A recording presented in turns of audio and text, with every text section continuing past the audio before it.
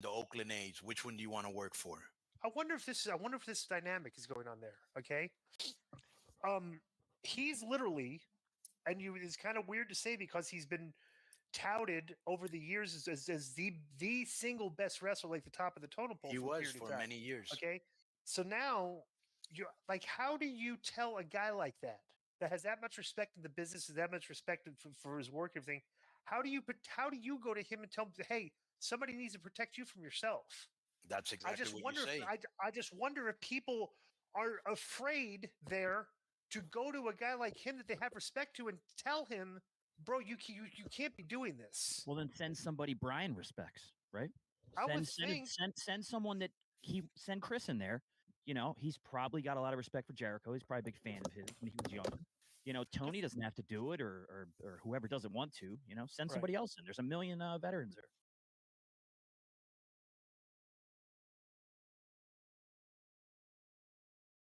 Well, there wasn't really a lot to talk about this week. You know, like what was bunch of every day Meltzer trends on Twitter on my thing. Do you notice that?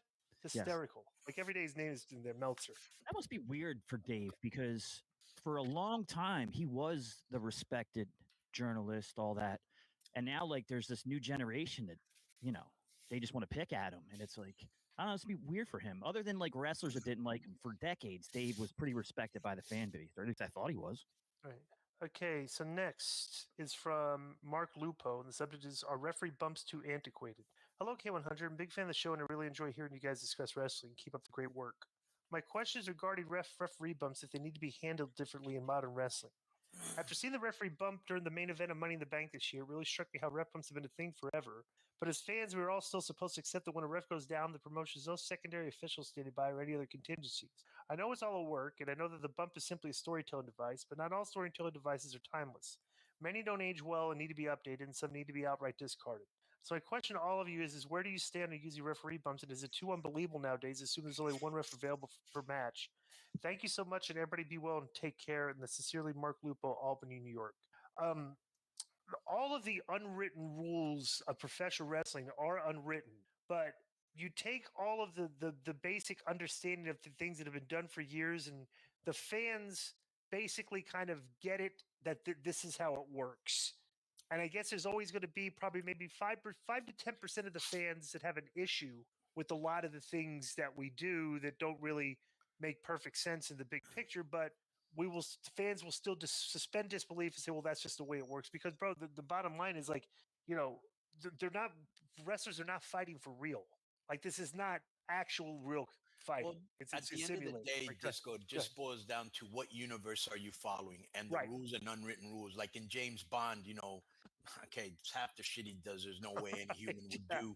Or like he has a car that fucking you think, how's he going to get out of this when he jumps off a cliff into the water and then the car turns into like a submarine, right? You just accept it because, that's how it is, right? Right. And the same thing in wrestling. And I don't think ref bumps, at least in WWE, are overdone. If you've been watching wrestling as long as we have, but it might be overdone, but not many people do. And you just know that's part of the, it's a storytelling device, like he would say, or a tool that you use to manipulate the people. So I just think it's just part of the wrestling universe. Correct. But one thing it does do is why that's why, like, I think when the principles of professional wrestling stray away from, we're trying to make this look as real as possible. Right. Okay. And I think that, like, when you do the ref bump, you can see that the WWE is very structured and they try to make the ref bump make as much logical sense as possible. And they don't overdo it. Right. And when ref bumps are done poorly is when you noticed it. And like, you don't really notice the big, everything in wrestling, if it's done as realistic as possible, if you try to tighten the screws on everything and make everything as logical and logistical as possible, you don't notice things. And when you stray away from that concept, that's when you start noticing things. But like, I think it's like, I'll give you an example. There's one thing American fans like hate, like you have no idea. They hate the heel ref in Mexico, not understanding that the heel ref in Mexico has been around for at least 40 years. Right. And that heel ref gets you out of a lot of problems. It gets a lot of heat on him when need be. And like, there's times when I'll say, hey, do something to get some heat because this match is cold as ice. And he'll do something, and now the match has heat. Like Right. it serves its purpose. But Right. people don't want to understand that. Oh, whatever, heel ref. And bro, like I've always said, if you want to watch American wrestling, then just watch American wrestling. If you want to watch something different, lucha's different. That is kind of like, if you think about that though, that is kind of like an interesting concept of the heel. And I never really thought of it this way, right? Is that if you have the two referees in the match, do you always use two referees? One. Oh, you always use one. Right. Okay. Like as we have a good ref and we have a bad ref, and there's times when the bad ref gets knocked on his ass, right? And the babyface ref will slide in and count 1, 2, 3, huge pop. Right. We don't overdo that. But it does kind of like maybe ties into the principle. Bro, perfect example. There's a lot of fans that think a lot of the umpires are against their team. Right. Like, you know, like it's so like so it is so you are drawing that real thing that does exist in real sports where you think the ref is against you, and like you're just so we come out and we don't make you think it. We know we actually say this guy's a heel ref. Like when I was a heel, I would always bring up the heel ref with him and show him love and go, oh, when you need an impartial referee, when you need an honest man, look to this guy. Boo, boo. And it gets easy heat, dude. It's such a great thing. I don't even know why they don't use it in the United States. Yeah, it's not a bad idea because there's heel referees in sports. If you know how well it works, you do it. Yeah. Yeah, that's not a bad idea. And just for those of you that hate it, it ain't going nowhere anytime soon. Yeah. So next is from Guled Ahmed, and the subject is Goldberg squash matches. Yo, K100 crew, recently I've been watching a bunch of old school Goldberg squash matches. My personal favorite is him versus Reese from Raven's Flock. Y'all have any that sticks in your head? Thanks from Hangside. I'll tell you, a pretty entertaining Goldberg squash was me and Alex against Goldberg in Manchester, England. It was a very, bro, I'll never forget this too, okay? Because I had a great vision of getting Goldberg over, right? Every time I worked Goldberg, I always got him over, but it's like, dude, if you just go out and get him over in 30 seconds. Well, we'd wrestle like 2 minutes, but it'd be an entertaining, like perfect. The first time I wrestled him, right? We like did a spot, but whatever. And I, you know, this is one of his first matches, and this is on a WCW Saturday night. And I just had this vision because we're trying to get him over. So I did a thing where I stepped in and I took his leg and I bumped him. Okay, like I stepped in, took his leg. He takes a bump. Yeah. Now, you know, when Johnny Ace got a hold of him, like that spot would have not even been comprehensible, right? But I bumped him near the corner. All right. So what I did was I said, hey, I'm going to have your leg, and what I want you to do is like a leg press, like a double leg press. Shove me off with 2 legs. I'm going to take a huge bump across the ring, like to make it look like you think. And then when I stand up from selling, you get up and I'll meet you in the middle and spear me. Yep. Right. I said that'll be a good looking spot. We did it, but I had to bump him first. Bro, that was early in Bill's career. It was pulling teeth just to get the guy to take a bump later. I remember, so me and Alex are wrestling him, and I had this good vision of like the spot where like, okay, it says 2-on-1 here. Okay, we're not jobbers. You know, we're 2 competent wrestlers. I go, we're going to like use our numbers against you, and like, you know, basically, and Alex's offense looks pretty good. You know, see, Alex was rough, right? Yeah. So we just did a thing where with distraction, and then you know, Alex was going to climb up on the top rope. I was going to strike Bill. He bumps me, feeds around, and Alex is going to drop kick him off the top rope, a flying drop kick off the top rope. It's a bump. Johnny Ace got bump on that. I'm like, Johnny, I go, stop. I go, Alex is 240 pounds. He's doing a missile drop kick off the top rope.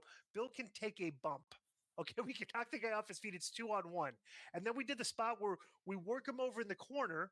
Then I go to the other corner. I shoot Alex in. He clotheslines him. Then Alex shoots me in for me to clothesline in the corner. But Bill comes out and spears me right in the middle of the ring, and it looked incredible. Like it was one of the best spears.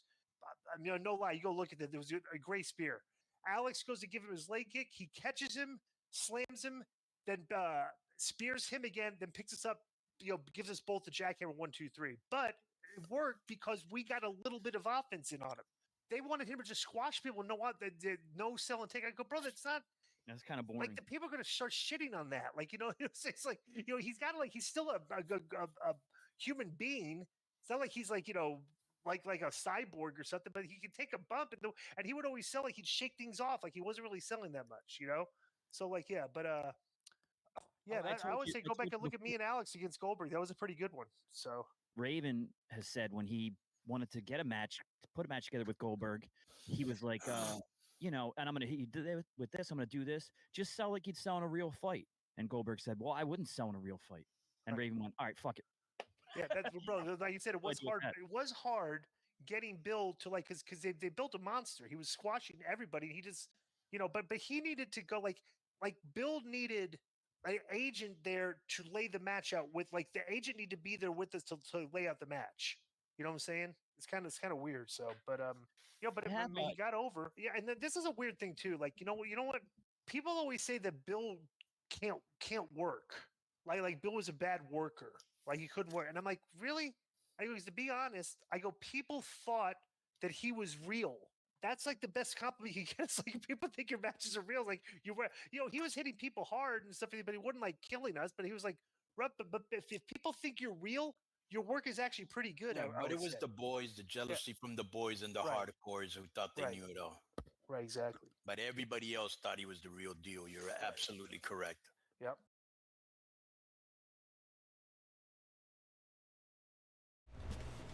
Yes, sir. We are back. See, hopefully the wheel works right this time.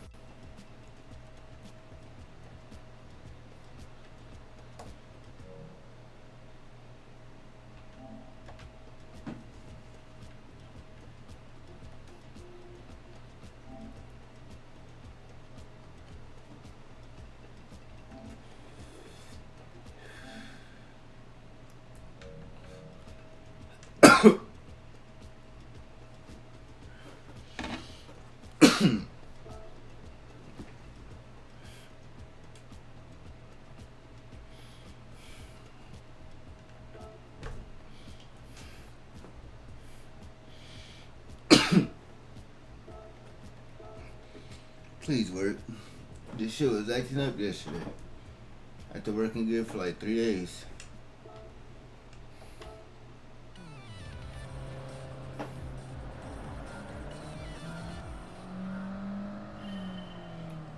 See, like, what is that?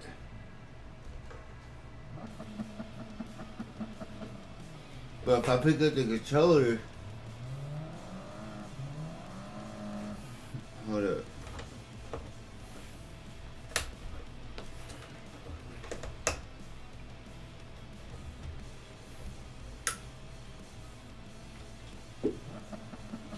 Bro, what is up with this shit?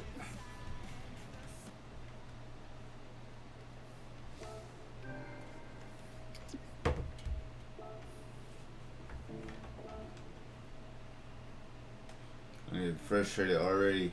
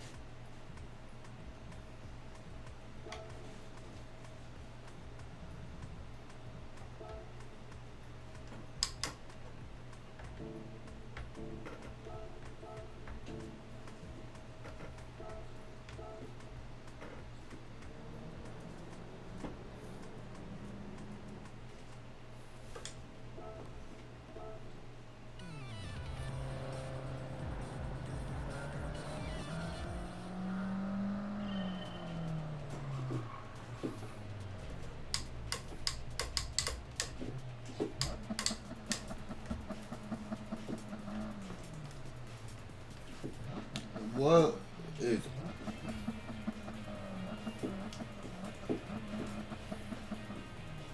I don't get it. What the fuck is up?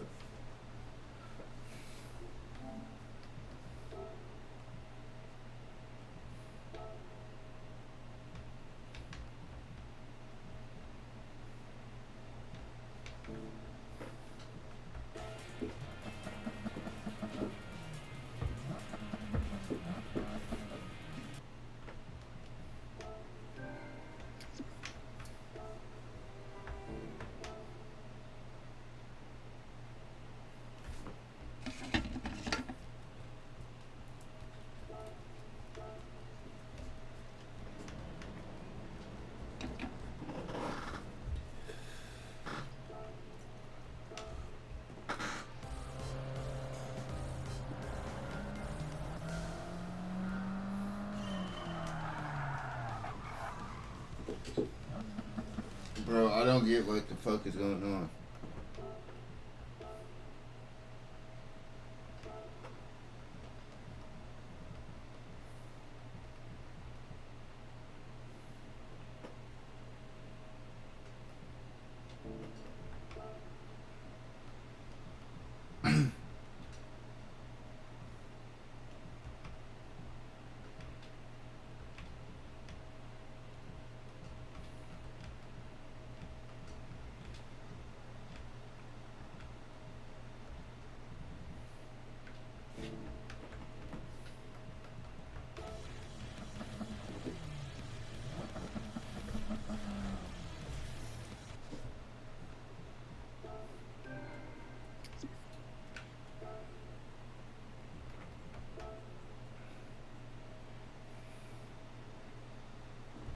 This is frustrating.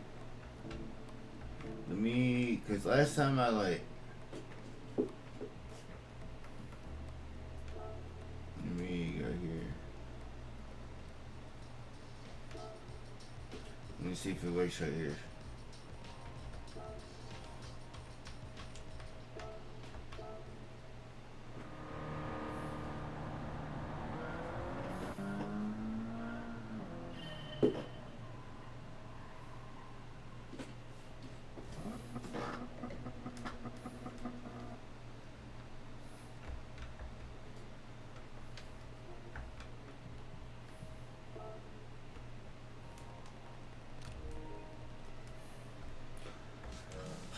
It's just frustrating as fuck, man.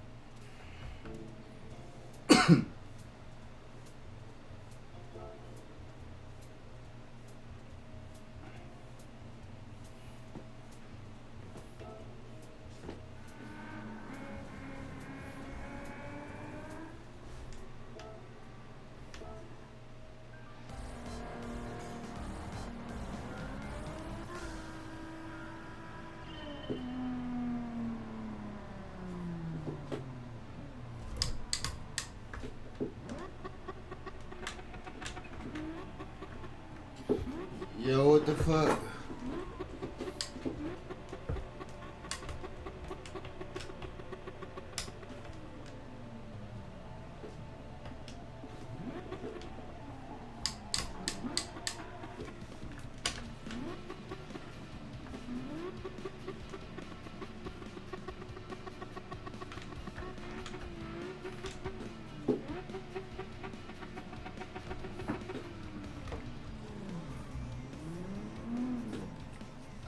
What the fuck is going on?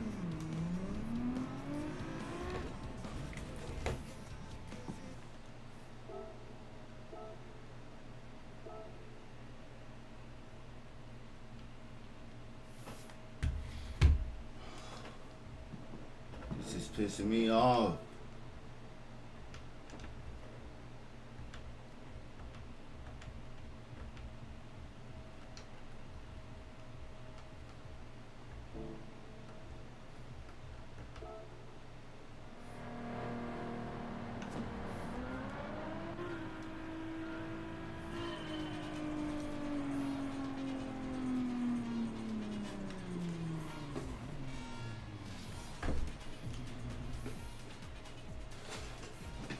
What is wrong with this? The fuck is going on?